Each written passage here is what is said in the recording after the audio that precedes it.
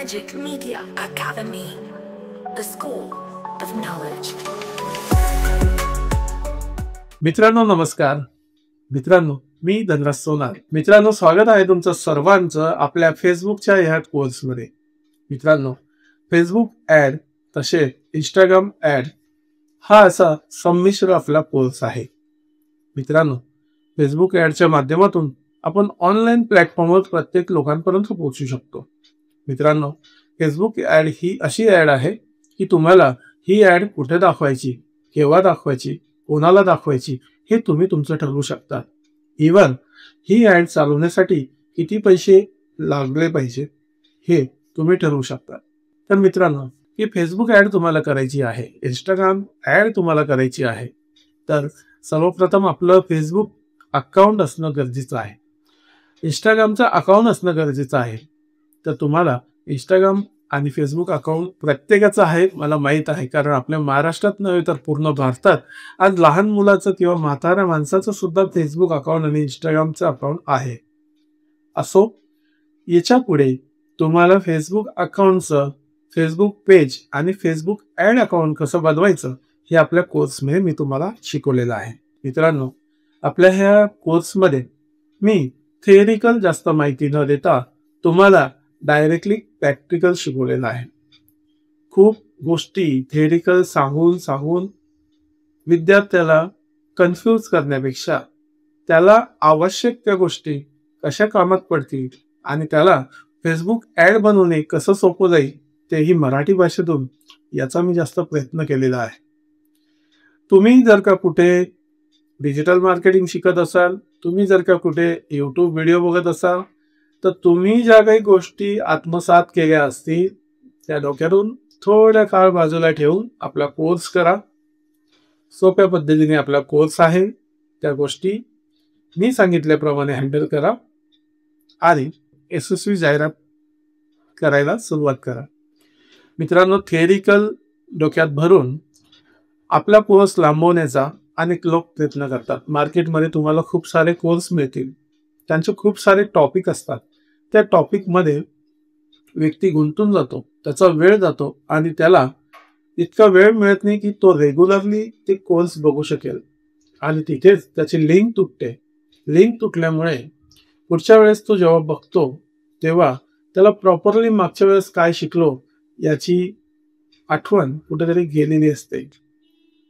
तर ही गोष्ट जाणून मी शॉर्टकटमध्ये आणि कमीत कमी वेळ घेऊन आणि चांगल्या पद्धतीने मराठी भाषेतून तुम्हाला शिकवण्याचा प्रयत्न केलेला आहे आणि नक्कीच तुम्हाला आपला हा कोर्स खूप आवडेल, कारण मी नेहमी प्रॅक्टिकलवर भर देतो. अनावश्यक गोष्टी जाणून आपल्याला त्या अनुपयोगी असतील तर अशा गोष्टी जाणूच नाही असं मला वाटतं. ज्या गोष्टी महत्त्वाच्या आहेत जसं की तुमचं ॲड कॅम्पेन चालवणं आणि ते क्रिएट करणं, या गोष्टी मी तुम्हाला कोर्समध्ये शिकवलेल्या आहेत. मित्रांनो फेसबुक ॲड म्हणजे विशेष काही नाही, परंतु लोकांनी तिला इतकं किचकट करून टाकलेलं आहे की फेसबुक ॲड तयार करताना अनेक लोकांच्या मनात विविध प्रकारच्या भीती असतात. मित्रांनो मी तुम्हाला सांगेन फेसबुक ॲड ही खूप सोपी आहे. एक कॅम्पेन असतं आणि त्याचे प्रकार असतात. आपल्याला कुठल्या प्रकाराची ॲड बनवायची आहे हे जर का आपलं फिक्स झालं तर आपण कॅम्पेन बनवायला सुरुवात करतो. मित्रांनो कॅम्पेनमध्ये 3 पार्ट असतात. कॅम्पेनमध्ये कॅम्पेन, ॲड सेट आणि ॲड असे 3 पार्ट असतात. पहिल्या कॅम्पेनच्या पार्टमध्ये तुम्हाला फक्त कॅम्पेनचं नाव लिहायचं असतं आणि जर का तुम्हाला कॅम्पेनचं बजेट तिथं सेट करायचं असेल तर तुम्ही ते सेट करू शकता. अन्यथा तुम्ही दुसऱ्या म्हणजे ॲड सेटवर जाऊ शकता.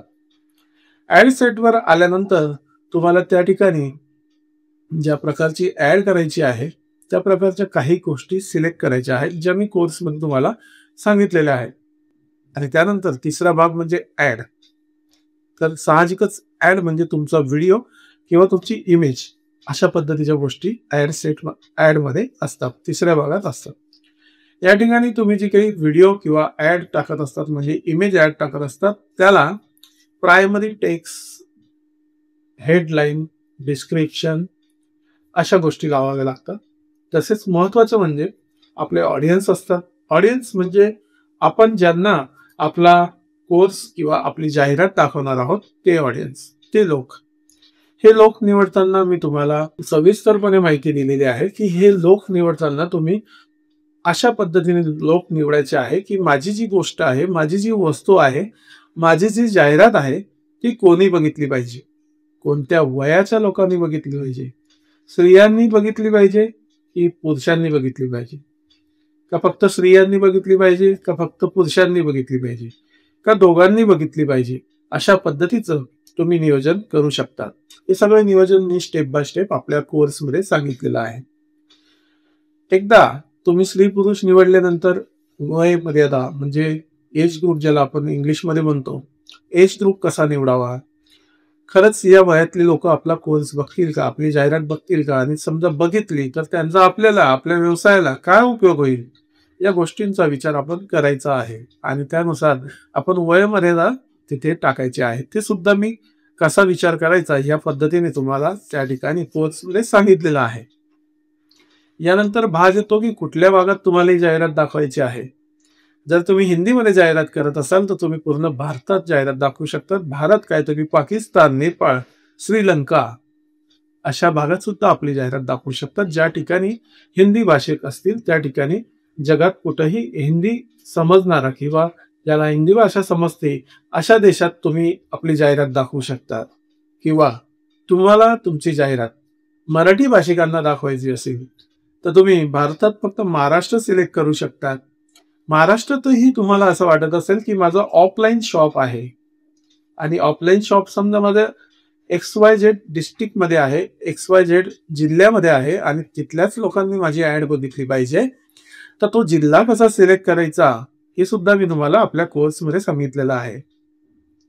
आणि तिथून तुम्ही ह्या गोष्टी जेव्हा फिक्स करतात तर विशिष्ट लोक तुमची ऍड बघत असतात. मित्रांनो, आता मी ज्या काही गोष्टी सांगितल्या यावरून तुम्हाला थोडंसं हलकं वाटलं असेल आणि जे काही मी तुम्हाला सांगितलं तेच आपल्याला प्रॅक्टिकली शिकायचं आहे. जेव्हा तुम्ही या गोष्टी सेट करायला लागाल तेव्हा तुम्हाला जाणवेल की खरंच फेसबुक ऍड खूप सोपी होती. आतापर्यंत शिकवलेल्या लोकांकडून तुम्हाला ती वेगळी करून सांगितली गेली असेल असं मला वाटतं. सोप्या पद्धतीने आपली फेसबुक ऍडचा हा कोर्स आणि इंस्टाग्राम ऍड सुद्धा त्यामध्ये कशा पद्धतीने डिस्प्ले करायची ही मी तुम्हाला कोर्समध्ये सांगितलेलं आहे. धन्यवाद.